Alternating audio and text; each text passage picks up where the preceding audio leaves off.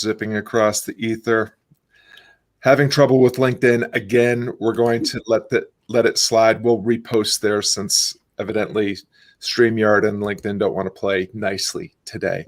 Okay. Anyways, viewers, welcome to Creative on Purpose Live. To learn more about Creative on Purpose, visit creativeonpurpose.com and get going with the difference only you can make. Are you ready to start living your legacy? Visit creativeonpurpose.com/challenge and join us in the Creative Difference Maker Challenge. Remember that this broadcast is also an iTunes podcast. Check it out and leave a 5-star review. 30 seconds of your generosity helps spread the goodness delivered by my guests. Let's get to today's show. Welcome to Creative on Purpose Live. These conversations are about flying higher and the difference only you can make. Endeavor better. It's time to be creative on purpose. Are you ready? Let's go. I'm your host, Scott Perry, author of Onward and Difference Maker Coach at Akimbo Workshops and Creative on Purpose. Don't die with the difference only you can make still inside. Visit creativeonpurpose.com to learn more about how to start living your legacy today. This season, we're drawing insight and inspiration from guests who are successfully embracing uncertainty, navigating adversity, and making things better by doing work that matters. Let's meet today's guest, NAtalia Alvarez. Welcome to the broadcast. Tell our viewers who you are, what you're up to these days, and where can they connect with you to learn more about you and the difference you're making. Well, first of all, thank you for bringing me here. I'm a long-time admirer of your work. So delighted to be here, Scott.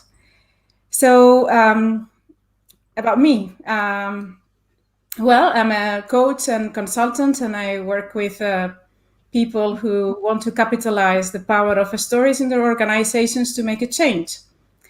And lately, I've been working on a small guide to help people to get started with the stories and creating a space, an open space for practicing. That's what I've been doing lately. And working on my website that is nearly finished. One-time project. I think we're all working on a website that's almost finished. Always. Mine's almost been ready for 15 years now. Oh. So I would love to start by just defining what do you mean when you talk about story? Because I think it's a really fascinating approach and a really vital approach to connecting with other people to make the difference that you want to make. What is story and how does that play in? Let me explain first maybe what I mean by capitalizing or capitalize the power of stories, because the way I understand the stories is in 3 levels. And the first one is how we teach people and help people to tell stories when they communicate, when they talk to other, which it means language of emotion. So how we use the language of emotions in our communication and we tell more stories. And that's one level. And you can teach people, that's a skill. And there is a second level, which is how we notice stories and how we collect them and how we use them. In marketing, well, we do that. And also when we want to create a culture in which everybody can contribute. And then there is a third level, which is how we use stories to create a common narrative that people feel that they belong to, and so we can invite them with us to do something. It's about acting. It's about moving people forward. And that's for me a third level. So the way I think about the story is not just at the communication level, which is experience that you share with people that create a change, but also how we create common narratives in which people can bring their best work, and how we invite people to move forward with the stories that we tell. Really love that. So what I heard was there's the emotional level, there's the creation of culture, and then within, it sounds like almost attached to that is this idea of creating a sense of belonging. And this is all done through story. I really love that framing. One of the things that I wrote about in Onward was the fact that we are narrative creatures. It's how we've always made sense of ourselves in the world. And at any given moment, we can choose the story that we're telling. If it's not serving us, we can change the story. Now, I make that sound very simple because it is simple. It just happens that it's not very easy because we are very attached to our narratives, to the stories we tell ourselves. So how do you help people frame their stories in a way that creates a sense of belonging and helps teach people about what the change that they can make. Well, I always start with purpose and values, and I think that that's the place where normally is ignored because no much action. It seems like it's inwards, and we all want to connect, but that's the place for me to start. So when you start in that place and you dig into and understand what you really stand for, things start to emerge, and then you start seeing patterns that connect you with others. And what are the narratives? What are the things that are important to you and others? What language is used? How they communicate? What they hear?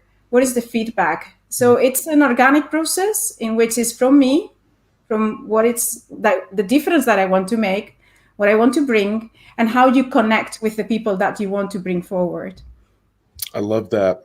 Well, that's one of the many places where your work and my work intersects, because we at Creative on Purpose, we start with who, and the first who we start with is yourself, and dialing in values, because your guiding principles, your values are the things that will enable you to connect with more of the right people. Because if we connect on values and then use our talents to enhance the lives of others, we have a chance to be associating with and working with and for the right people. Yes. You mentioned purpose too, and this is, the name of my brand is Creative on Purpose. This is. I know. What is purpose for you? Oh, what a question. What is purpose? I'm terrible at finding definitions. I never satisfy. I mean, every time I look at definitions, I say, there is something missing. And I'm not very keen, but it's finding your why. It's finding the driving force. It's finding the theme. If you look at back in your life, there is always something that is emerging. It's a pattern of why you were doing that, why you study law, why you did, in my case, human rights, why you start working with indigenous people. There is something there holding. And if you look at it carefully, you find your why, your reason, where you find meaning and work, relationships, and everything that matters to you is who you are. I just finished reading a book called Work by James Sussman, which is about work. And one of the things that was really fascinating, and I've been blogging about this ever since, is how work is the thing that distinguishes living things from non-living things, the transfer of energy for some purpose. But humans are the only beings on the planet, the only living things that use work to help define who they are and to forge meaning from their lives. And I love what you said about looking back, because I think our purpose only makes sense when we look back through time to see the through lines, to see the theme, to see the connect the dots. Because I'm not sure, for me, purpose isn't a destination. It's something that you can cultivate by actually bringing purpose to your work before you actually fully embody and understand the purpose. You do the work with intention and integrity, and somehow purpose comes, even if it's just in the way you do the dishes or the way you have a conversation with your spouse or the way that you're parenting your kids. If you do it purposefully, then more purpose will naturally come. And you also use the word emerging, which I love, because I've been thinking a lot about, look, I'll just have a few years on you, NAtalia. And as I'm looking back on my life, I see I saw this series of reinventions of myself. Yes. But when I thought about it more deeply, I decided it was actually just a long journey into becoming who I am. But I actually like your word better, emerging, because it's full of possibility. And what is beautiful about purpose, the way I see it, is that prevent you from falling in love into a category. I am this, I am that. And then you start to be so attached to that identity that if it disappears because you don't have that job anymore, or you become a mother and you stop working, is you have such a crisis because you don't know who you are. But when you are connected to your purpose, it's bigger, and you are constantly reinventing yourself in the way that you adjust to what needs to be done. So you can be more in the present and less in other people's expectations about what is the job that needs to be done, because it's motivated towards something else that is beyond categories, which is a killer for when you do creative work. Never fit. It's impossible. I mean, I try so hard, and you can't. You just break every single definition of what it is to be a lawyer or what it is to be an academic, and you're just finding connections in places that never exist. So for creative work, it's so important to connect to purpose. Yeah, well, I'm totally with you. One of the things that I work with a lot of people who love the Enneagram, and they say, I am, and I don't know the terminology and I don't know what all the letters and numbers mean, but they say, I am this, as if it were a fixed state, and that they actually finally found themselves. And now that they found themselves, they're going to stay just like this. Or when people talk, we hear a lot about introverts lately, and people identify as I'm an introvert or I'm an extrovert, as if it's not a spectrum that we can be moving around in. And again, this speaks to what you said earlier about emerging. Like, we are always full of potential. Like, we can be this now, and we can be becoming something even better or more or different. And so clinging too tightly to our current identity can be a really dangerous enterprise, because, as you say, the mother that's a lawyer, or the lawyer that becomes a mother and then stops lawyering, can feel very broken and lost, because they've lost touch with something that gave them purpose and passion. And it's difficult to switch gears and put it into this other thing. Whereas if you're just a human being on a journey of becoming whoever it is that you're becoming, you get to move around. Purpose can be something that's fluid and changing. What's really interesting about that is how different it is from, I love Simon Sinek's work and I love Start With Why, but he talks about how your purpose is defined by the time you're 21 years old. And that never resonated with me. It's like, if I were defined by who I was at 21 years old, I don't think I would have lasted this long. There are theories and ideas, and it's good if it's helped certain people. It's good. So, what are the the work that you do is so important, and you are, I know that in a lot of ways you're dealing in this creative space, which sometimes in academic or institutional or corporate circles feels a little woo-woo, but it's actually the way we actually make sense of the world. So it actually is very pertinent to corporate, academic, institutional work. But I think, for folks like you and I that are doing this kind of meaningful work that is non-traditional, it requires routines and relationships that are different than people that are just have a day gig, where they sit in a cubicle, or they're doing the same thing kind of over and over and over again. My sense is your day to day does not look the same every day. I like routine a lot, and it roots me. So I start with meditation, and every day, which is very important for me to anchor. And but yes, I mean, I got lost with the question. Sorry. I just routines and relationships that sustain you, because the work that you're doing is challenging, and so when you're doing challenging work, you need habits and other people that will help lift you up. Yeah, well, relationships. I mean, people having the ability to talk to people that nurture you, go to places where there is life, and stop going to places where life is not there. Some people lift you up, others brought you down, and so that's an important distinction.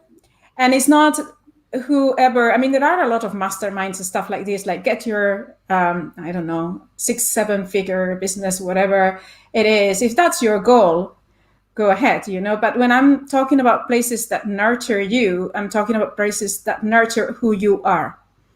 And that comes with all sizes. I don't think that we all need to be bestsellers and number ones. And I think that there is place for each of us to be who we are and who want to be.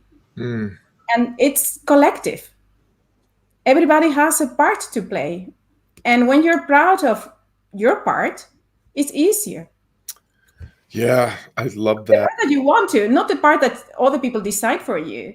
But it might be that you want to be, I don't know, I mean, just somebody who is looking after your community and you don't want to do a tech talk, or, well, maybe one day you want to challenge, but that's okay too. We don't need to be on a line, on a race, always just, some people have that type of drive, but others, they are perfectly happy nurturing their small community. And that's so valuable. Well, it's where all the meaningful change always begins, is person to person, Okay. human to human, within individual circles of spheres of influence and connection. And I really appreciate what else you were saying about, we have SMART goals, metric-based goals that we can measure, like making 6 figures, 7 figures, whatever. There's no guarantee that reaching a SMART goal is going to bring you joy and happiness and a sense of flourishing and fulfillment in what you do. In fact, very frequently we hear about people that achieve fame and fortune, and that is exactly what they set out for, and are still deeply unhappy. And oftentimes the joy and fulfillment and the sense of flourishing comes from establishing these routines and relationships, the process goals, the effort. If we apply ourselves with intention and integrity to doing meaningful work every day, it doesn't matter how many people it impacts or how much attention and applause we get. The work itself is its own reward. And in the ambition, I mean, I think that sometimes we don't realize how important it is to have an ambition to help others and make it big. You can be serving a community, but say, how can I help other people who are serving communities too?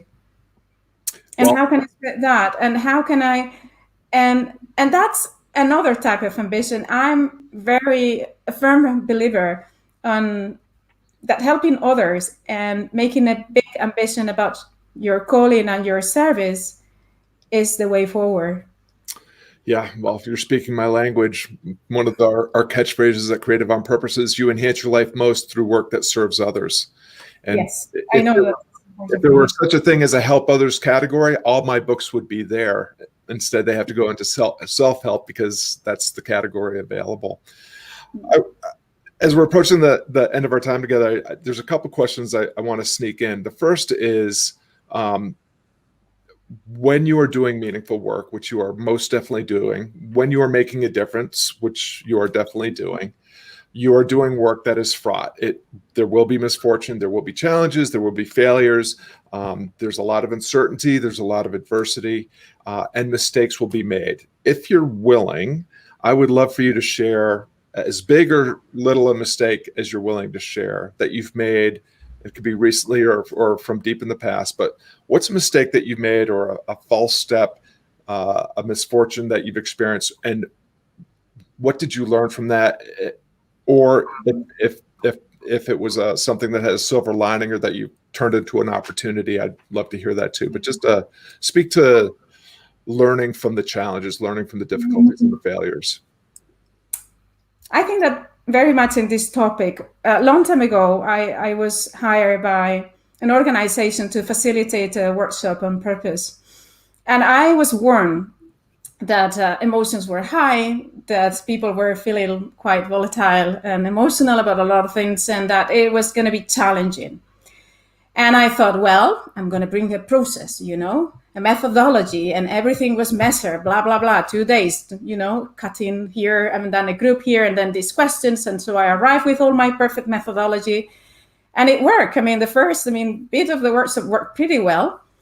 But when I started working in groups, I saw somebody crying, and another group, there was somebody who was very mad. And in the third group, someone just left the room. So I decided I need to call for a break. And So I tried to just retreat to one corner with my cup of tea, try to think what was next, because obviously my methodology was not working.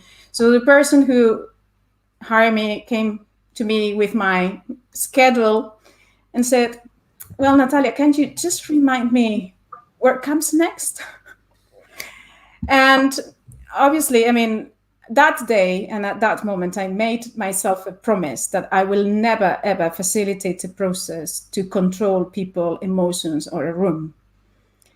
And I will do the breath work of letting things to emerge.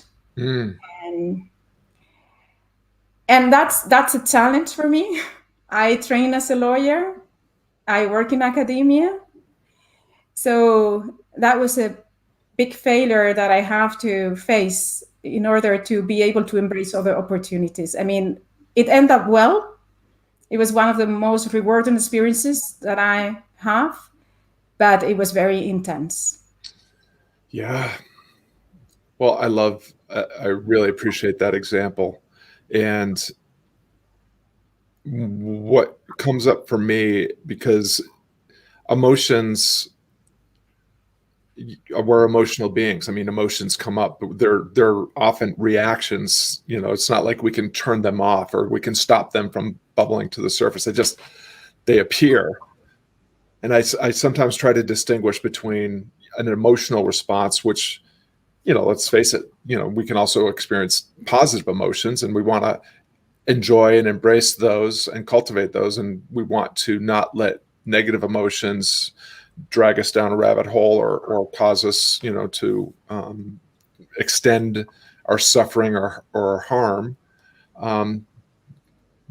But I think I try to distinguish between emotions and feelings. So emotions are just the human things that come up and we can't really control, but we do get to control how we feel. So once the emotion comes up, we have to decide, are we attaching and sticking with this, or are we holding it loosely? And I loved what you were saying, because it sounds like you kind of held some space and some grace for yourself and the group to say, okay, this is happening. Let's name this. And instead of letting the problem work us, let's work the problem. Like, how do we get through this moment so that we can get through to a better place? So I don't know if there's anything there that you want to speak to, but it was just a reflection that jumped to mind. No, that's what it is. I mean, it's dropping the illusion of control that we all have. And well, some of us more than others. Well, this is the great lesson, I think, for all humans to learn is we tend to be, at least here in the States, I know that people are very goal-oriented, outcome-oriented, result-oriented. And when things go our way, we love to celebrate ourselves and our genius and our great skill and achievement because, of course, we made it happen. And then when things don't go our way, we like to say, oh, well, it was forces beyond my control. Events conspired against me. Other people were not, on my side. But the fact of the matter is the outcome is always beyond your control. And I believe that the only thing that you do control, well, so bad news, everything's beyond your control, except for good news, the two things that you need to find fulfillment and joy, which is you get to control how you see things, how you frame them, and you get to decide what to do next. So you always have an ability to reframe things and to choose your next step to what we spoke to earlier. You get to choose your story. Yes. You don't have to always be in reactive mode. No, that's a very important lesson. Yes. Absolutely. Well, as we're coming to the end of our 30 minutes together here, I wanted to just ask you a question that I ask every guest at the end of the broadcast, which is, this broadcast is all about helping difference makers like you fly higher and the difference that only they can make. And as someone who is achieving great things and doing great work and finding success and a feeling of flourishing and fulfillment in their work, I'm wondering if there's any last tip or piece of advice or any insight that you'd want to lend to someone who, like you, would like to be flying a little higher and ascending in the difference that only they can make. There is a quote that has been inspiring my work for many, many years. It comes from an Aboriginal leader, an activist, and artist from Australia, Lila Watson. I mean, this quote has been credited to her, but later on she clarified that came up of a collective process of an Aboriginal rights group in Queensland. And the quote says that if you come here to help me, you're wasting your time. You know what one do you? But if you're coming because your liberation is bound up with mine, then let us work together. And I think I found that extremely inspiring for the kind of work that people like you and we do, and many others, which is that you don't work people. I mean, you don't look down on people. You don't help them. By working with others, you're helping yourself and you're helping all of us. And there is something bigger than us when we start working together, and we are serving this. Love that. The sum is greater than the individual parts. And what you were saying reminds me a little bit of the Christian story of give a man a fish or teach a man to fish.